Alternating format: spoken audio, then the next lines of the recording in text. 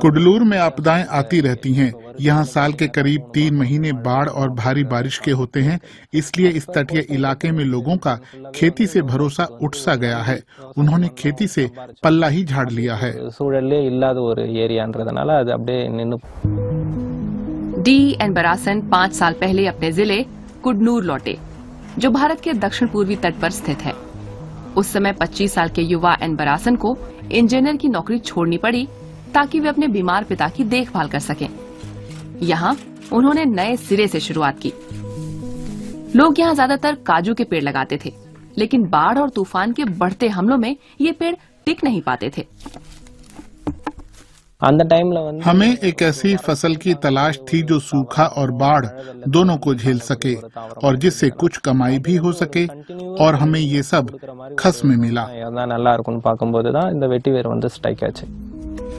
Vetiver यानी खस ऐसी घास है जो कठिन से कठिन हालात में रह लेती है। उसकी जड़ें मिट्टी में कई मीटर गहरे धंसी होती हैं, तो पौधा भी तूफान, बाढ़ या खारे पानी में टिका रहता है। ये घास चारे के रूप में भी बिकती है, लेकिन इसका सबसे आकर्षक हिस्सा है उसकी लंबी सुगंधित जड़ें। उनसे बनते हैं मजबूत योगा मैट्स, कोस्टर और टोकरियां। नींबू की महक वाली सुगंध की वजह से परफ्यूम और कॉस्मेटिक प्रोडक्ट्स में भी उनका भरपूर इस्तेमाल होता है। खस का तेल भी मसाज और अरोमा थेरेपी में काफी लोकप्रिय है। ये दर्द और सूजन में राहत देता है। एन बरासन को अपना business idea Cuddalore college of engineering and technology में अपने पुराने उस्ताद से मिला था।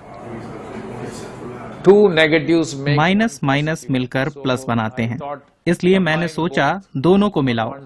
एक तरफ है ऊसर जमीन और दूसरी तरफ है बेरोजगार युवाओं के लिए अवसर।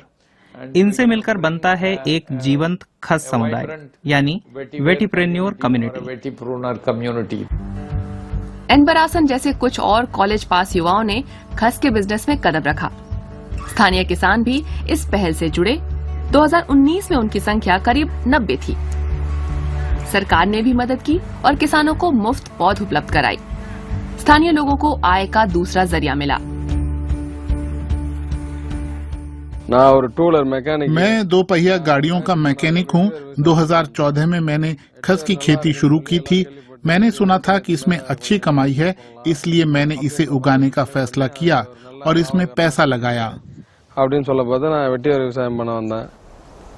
खस की लंबी जड़ें सिर्फ पैसा ही कमाकर नहीं देती, वे मिट्टी को भी स्थिर रखती हैं, तूफान में उसे ढीला नहीं पड़ने देती और कटाव को भी रोकती हैं। इसलिए हमने कुडलूर के तटीय हिस्से में खस लगाने का फैसला किया।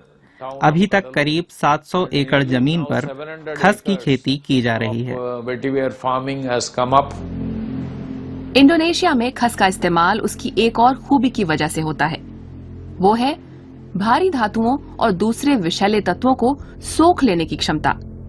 इसलिए वो पानी को छानने के काम आती है, जैसे कि यहाँ प्रदूषित सीताराम नदी में। खस जल स्रोतों के किनारे उगाई गई है, जिससे पानी की गुणवत्ता सुधर रही है। जानकारों का अनुमान है कि खस का बाजार आने वाले सालों में करीब 7% की दर से बढ़ेगा। डी एन बरासन जैसे किसान सरकार से और मदद की उम्मीद करते हैं।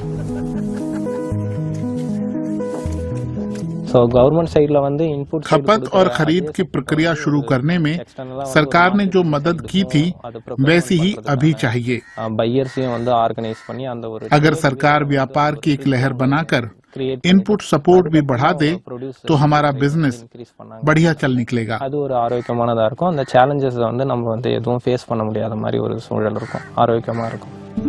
ऐसी मदद से सोलर वाटर पंप का बड़े पैमाने पर इस्तेमाल शुरू हो सकता है। महंगा डीजल फूंके बगैर किसान खस के खेतों की सिंचाई कर सकते हैं।